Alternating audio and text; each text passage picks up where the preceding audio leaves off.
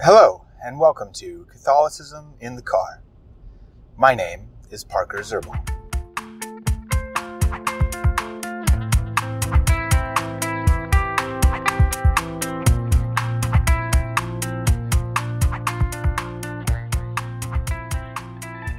I want to talk a little bit more about my time in the religious life and some vocational pointers, you could say, for people either discerning their vocation or those tasked to help others discern their vocations. Now, traditionally, there are really three different vocations that have been quite unanimously acknowledged by Scripture, tradition, and the magisterium in certain ways. And they are marriage, being the natural vocation, and then there are two supernatural vocations that may or may not also correspond to marriage. So what I'm trying to say here is someone can be married, and they can also take upon one of these other two vocations within certain circumstances. And sometimes it's at the same time. One can be in both these vocations, and sometimes it must be at different times. Anyway, let me get more specific here. So the other two vocations are the religious life and the priesthood. Now, in the Roman rite of the Catholic Church, which is the largest of the rites, there are, I think I've talked about this before, but there are eight different rites within the Catholic Church, and then there are actually, I believe, 24 different juridical churches, only one of which is the Latin or Roman Church. There are, within the Roman or Latin Church, there are three different rites and two different forms of the Mass. So it gets a little confusing.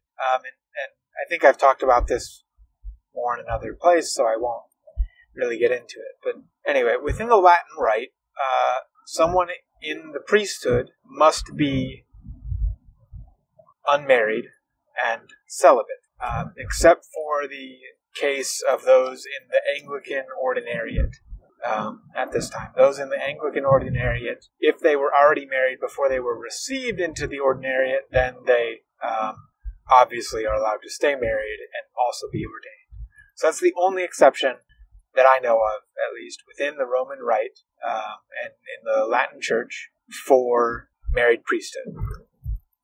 Now, there are, I believe, 23 Eastern churches with, I believe, 6 different rites or so, something like that. And most of their priests are allowed to get married. They can also be celibate, but they're also allowed to get married, just like the Eastern Orthodox or the Oriental Orthodox would be allowed to get married if they were priests. Virtually across the board, if you're a bishop, whether you're Catholic, like Roman Catholic or Eastern Catholic, or any of the Orthodox traditions, pretty much bishops are not married and celibate. Generally, they come from monastic communities, especially in the Orthodox traditions. But obviously, none of this is divine law, because the apostles were married. Many of them were married. Many of the church fathers were married at one point or another. So when you're discerning your vocation in the Latin rite, if you are discerning the religious life or the priesthood, generally it will mean that you have never been married and never will marry, and that you will be celibate for the rest of your life. Now, there are cases of quite famous ones, various saints have done this, where they were married and maybe a spouse died, and then they went into the religious life. Now, in the religious life, in the religious state, you could still be married to someone. I don't know how the current canon law allows, if the current canon law allows for this, but certainly in the Middle Ages there were definite examples of this, where two spouses, after their children were reared, so after their children had reached adulthood, the two spouses would decide to enter the religious life and thus be celibate for the rest of their lives. So that is an option that has been taken by many, and many saints even have taken that option. So just because you get married, it doesn't mean necessarily that you couldn't further down the road embrace the religious life. The only way someone could embrace the priesthood, and obviously priesthood is only available to men, would be if their wife would die. And then in certain circumstances, if the bishop were to allow it, the man could become a priest. We actually have a priest in my home diocese who was married, and later discerned the priesthood after his wife had passed away and his children were reared. So it's not like once you pick marriage, you're absolutely zero chance of ever becoming ordained. It's not like there's zero chance of being ordained or going into religious life. But generally, yes, once you're in a state in life, once you're in a vocation, you're in that vocation for the rest of your life.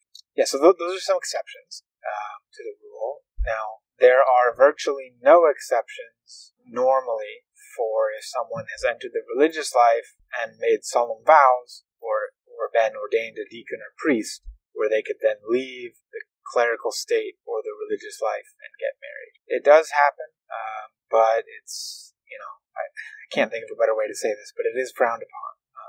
Now, obviously, in the religious life, if you haven't made solemn vows, you can leave and get married. That's what happened to me. The Lord led me out of religious life, and I got married. And my time in religious life, I cherish those memories and that time. I would not be the man I am today without it, and I would do it again 1,000 times if I could. I would make that same quote-unquote mistake, although it certainly was not a mistake. The Lord wanted me in that religious community for that portion of my life to form me, to heal me in a lot of ways, and to make me ready for the vocation He wanted me to ultimately embrace, which is marriage. So, yeah, there's some more pointers on vocations. I will probably continue this discussion later. Oh, real quick, please feel free to subscribe to any of my podcasts on any of the podcast players. Find me on YouTube. Please subscribe. Like me on Facebook, like the Catholicism Car channel on Facebook, Twitter, Instagram. We're all there. Catholicism Car. And then I also have a Patreon account if you wish to support what I do at this podcast and this YouTube channel. And you can also support us on Anchor.fm. There's a support button there you click on. I also have links to all of this on my website's support page at www.catholicisminthecar.com.